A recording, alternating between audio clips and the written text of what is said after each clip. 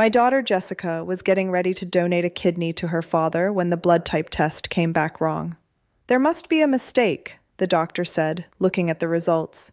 You're O negative, your mother is A positive, and your father is B positive. Genetically, that's impossible. You can't be their biological child. Jessica laughed. That's ridiculous. Of course I'm their child. But the doctor wasn't laughing. I think we need to do a DNA test. 3 weeks later, we got the results. Jessica wasn't our daughter, and somewhere out there, our real daughter had been raised by strangers for 43 years.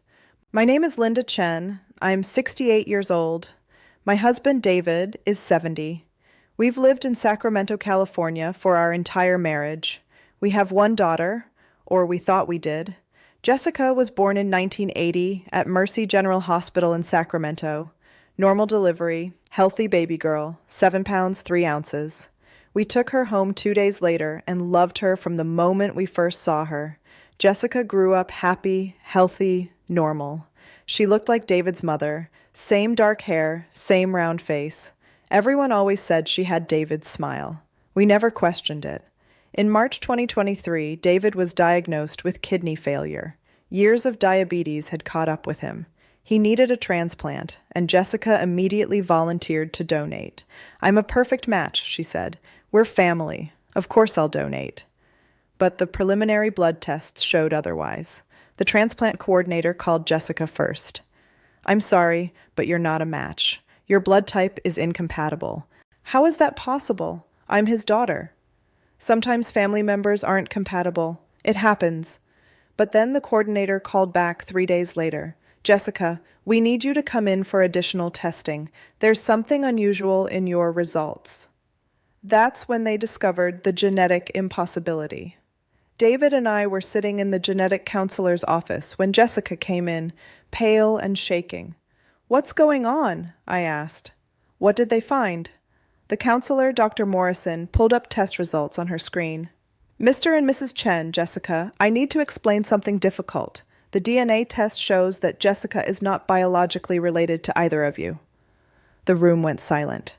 That's impossible, David said. We brought her home from the hospital. We've raised her for 43 years.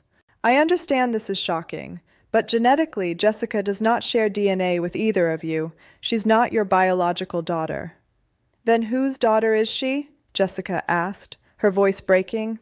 We don't know. But there are really only 2 explanations for this situation. Either Jessica was adopted and you don't remember. We didn't adopt, I interrupted. I gave birth to her. I was in labor for 18 hours. I remember every minute of it. Dr. Morrison nodded. Then the other explanation is that there was a hospital mistake, a baby switch. A baby switch. David said it like the words didn't make sense. You're saying the hospital gave us the wrong baby? It's rare, but it happens, especially in hospitals in the 1980s before modern identification protocols. Jessica started crying. So my whole life is a lie? No, I said firmly, grabbing her hand. Your life is real. We're your parents. We raised you. We love you. DNA doesn't change that. But even as I said it, I was thinking about the other question, the terrifying one. If Jessica wasn't our biological daughter, where was our biological daughter? Who had been raising her for 43 years? Dr. Morrison helped us file a complaint with Mercy General Hospital. They investigated their records from September 1980. 2 baby girls had been born on September 12, 1980. Jessica Chen and Christine Williams. Same birthday, same hospital, same nursery. The hospital found the records. Both babies had been in the nursery at the same time. Both mothers had the same last initial, C. Chen and Williams. This is likely when the switch happened, the hospital administrator told us. We're very sorry. This shouldn't have occurred. Sorry doesn't fix this, David said. We want to find our daughter, the real one, the biological one. We're trying to locate the Williams family, but it's been 43 years. People move. They found them 3 weeks later, Robert and Patricia Williams. Still living in Sacramento, still married, and they had a daughter named Christine.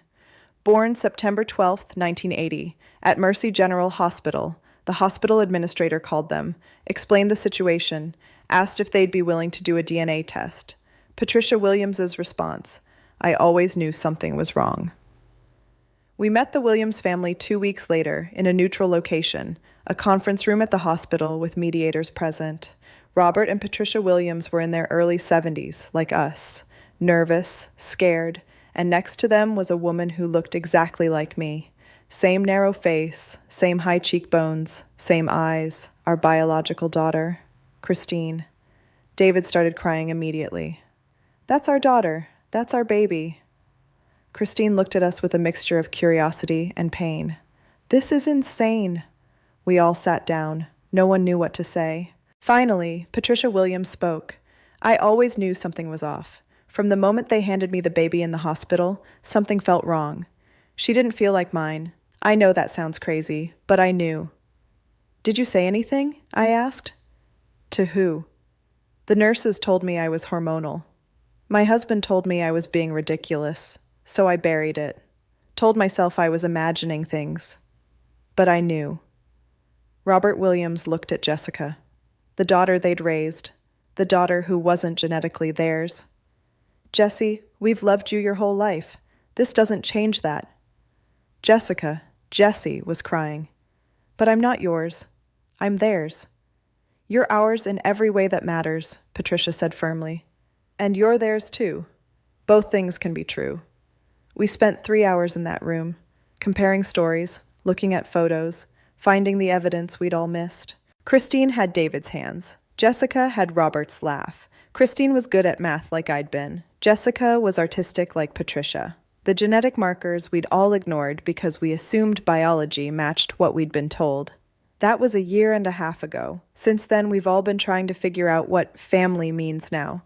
Jessica is still our daughter. She'll always be our daughter. She lives 10 minutes away, calls us mom and dad, but she's also building a relationship with Robert and Patricia, her biological parents. Christine is complicated. She's our biological daughter, but she's also a 43-year-old woman with her own life, her own family, her own parents who raised her. We talk, we meet for coffee. She calls me Linda, not Mom. That's okay. David ended up getting a kidney from an anonymous donor. He's doing well now. But the kidney failure that led to this discovery changed all of our lives forever. Sometimes I look at Jessica and think about the baby I brought home from the hospital 43 years ago. The baby I nursed, rocked, loved. She's still my daughter. Biology doesn't change that. And sometimes I look at Christine and think about the baby I actually gave birth to. The baby I never got to bring home. She's also my daughter, in a different way. People ask me if I'm angry at the hospital, if I'm suing, if I want justice. The truth is, I don't know what justice looks like here. The hospital made a terrible mistake 43 years ago, but Jessica had a wonderful childhood. So did Christine. We all loved the children we raised.